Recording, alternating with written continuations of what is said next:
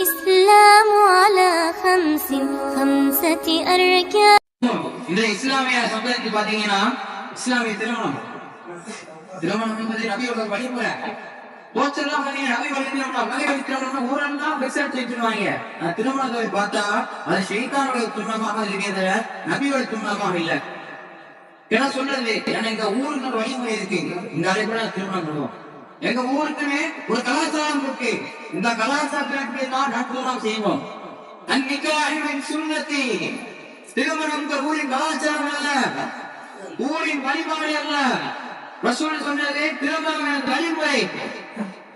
தொழுகை 800 எங்க ஊர்ல எப்பதான் சொல்லுவோம். நாங்க ரொம்ப டிஃபரெண்டான இப்போ செய்வோம், சரிதான் நாங்க இப்பதான் செய்வோம். உங்களுக்கு சொல்ல முடியுமா? முடியாது. ஏன்? தொழுகை எங்க ரசூல் அடிப்படையில் சொல்ல வேண்டிய சொன்னா உங்க திருமணம் ரசூல்லா அவங்களுக்கு எழுதி கொடுத்த விதிவிலக்கான சொன்னாவாது. சிலவர்கள் குறைத்து நடத்தப்படும் திருமணம் ஏழைகள் அழைக்கப்படும் திருமணம் தான் அல்லாஹ்வின் பரக்கத் நிறைந்த திருமணம்.